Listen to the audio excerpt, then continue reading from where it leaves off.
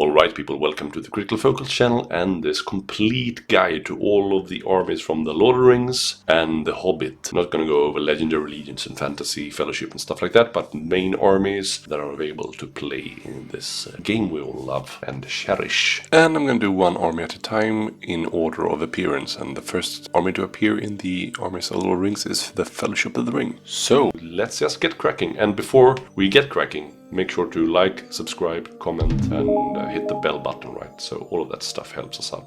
Alright, so let's kick things off with the Fellowship. In all the long history of Middle-earth, there are few heroes as celebrated and admired as the Fellowship of the Ring.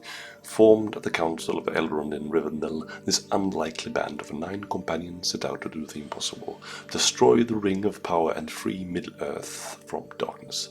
So this is obviously the most iconic warband you can play. And the interesting thing with this army is that it only includes heroes.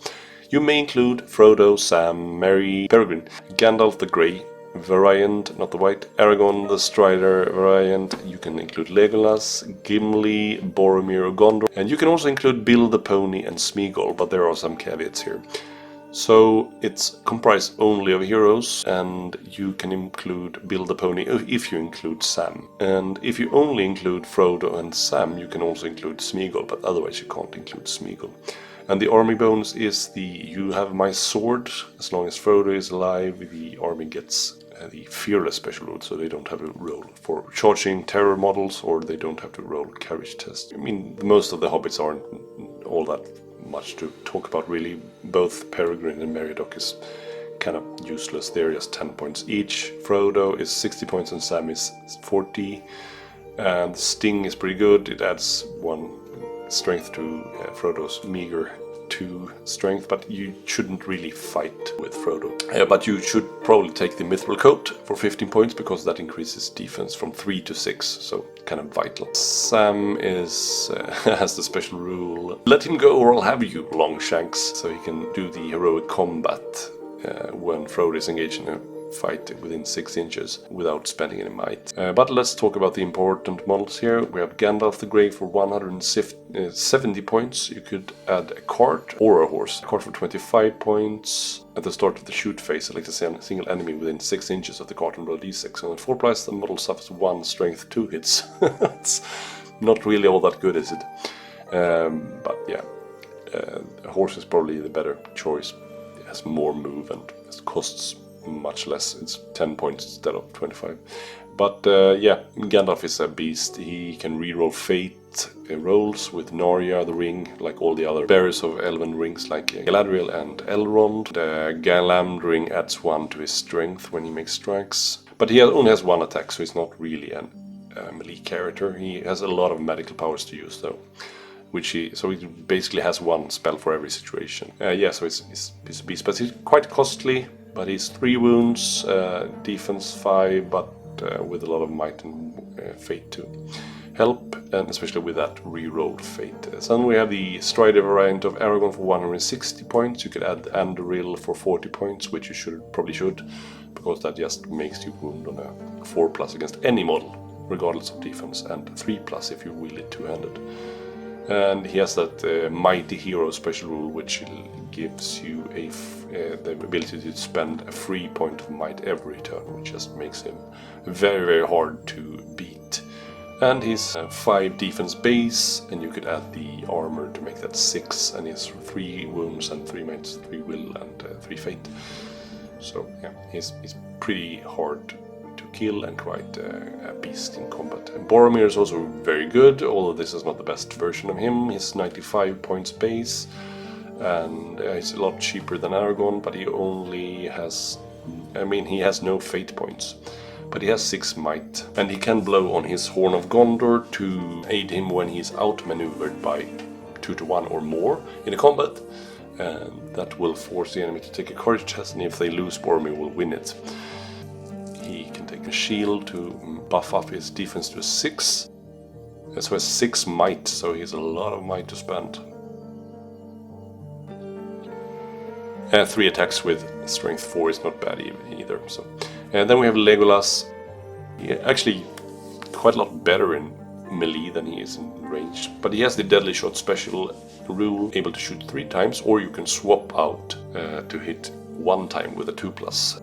And then you don't have to even bother with in-way tests or engage in combat and stuff like that, because he just pinpoints the target and he can choose whether he hits the rider or the mount when he shoots at the cavalry. So woodland creature special rule, and he has the fun little competition there with Gimli, final count 42. So if he has kills less models than Gimli, his shoot value is improved by 1. But his defense is kind of weak. He can take an armor to buff his weak defense to 5, and you probably should do that, because he has 2 wounds, so yeah, you will need that a little bit of extra defensive buff. So Gimli, Son of Glowing, he has defense 8 though, so he won't be wounded all that much unless you are fighting someone like, say, Azog the Defiler, because he is good at killing heroes, right? But let's talk about Azog much later. So he has special rules Axis of the Dwarves, and the special rule I myself is sitting pretty on 43. The first one means that he can choose if he wields 1 axe in each hand, or if he fights with his 2-handed axe. So 2-handed axe will have an easier time to wound, but the fight value will be lowered in the case of a draw. Depends on what you're fighting, but kind of versatile there. And I mean, he's fight 6 and strength 4 base, so I mean, it's really good. And he can you do the heroic strength action also. So, and he has 3 might, 2 will and 2 fate for 100 points. And his special competition with Legolas there makes it easier for him to wound when Legolas has more kills than him. Then we have Bill the Pony. He can't really fight, but he's like more of a buff character that other like Hobbits can treat him as a banner with the official meal special rule. And the second breakfast passive special rule makes the members of the Fellowship, if they end their move within contact of him, they can attempt to regain a might, will, or fate point spent early in the battle on a 5+. And then he has the only pony special rule. He can never charge enemy models for any reason, and no other models may use his standfast. He may, however, benefit from the standfast roll of any friendly Hobbit models. Then we have Smeagle, which only then can take if you include both Frodo and Sam. And he has a cave dweller special rule, which like makes it easier to jump and climb and stuff like that. He has actually quite a decent stat line. I mean, he has two attacks with strength 4 and a fight 4. It's 1 might, 1 fate, no will though. And yeah, can only be taken if you include Frodo in the same army.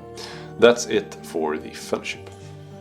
Just a couple of quick notes on actually wearing the ring, which Frodo does, which we shouldn't overlook, because that actually both buffs and curses him a lot. He is able to put on the ring at any time during the move phase, and as soon as he does so, he becomes invisible. And while he's wearing the ring, he cannot be directly targeted by magical powers or shooting attacks, and does not count as in the way. And he doesn't have any control zone. While invisible, and enemy models may even move through him. And if enemy models wish to charge the Ringbearer while they wear the ring, must pass a courage test, applying a -1 penalty for every inch that is between the Ringbearer and the foe. That's quite hard to represent how hard it is to actually see the Ringbearer, not really how terrifying it is. And during the fight phase, enemy models engage in combat with invisible Ringbearer halves its fight value for the duration of the duel. So fighting a Ringbearer is quite a hard thing to do, which is good because Frodo's stats from the get-go isn't all that good. And also, if you want to remove the ring, if you've already put it on, you have to take a courage test as well. And furthermore, every round you need to roll d6, and if you roll a 1 or 2, you lose control over the movement with the Ringbearer, in this case Frodo. But regardless of who controls the move, the Ringbearer is still part of the controlling player's side, and all other actions, shooting and fighting for example, remain under the control of the controlling player. So yeah, that wraps up the Fellowship. So if you've enjoyed this walkthrough of the first army here, of this beautiful game, please hit that like button. And hit the bell button as well, right? And leave a comment. And if you haven't already, please feel free to subscribe as well. See you next time. Then I'll go over the Shire, which is a fun little army. Try to get through all these videos as quick as possible. So starting with the Good Armies of the Lord of the Rings book, and then the Evil Armies, right? And then the Good Armies from the Hobbit, and the Evil Armies from the Hobbit as well. So have a lot of content to make here, but doing it bite-sized like this feels not like overly much work, and I can do it in my own tempo. So yep, and that's it for me. Take care, bye.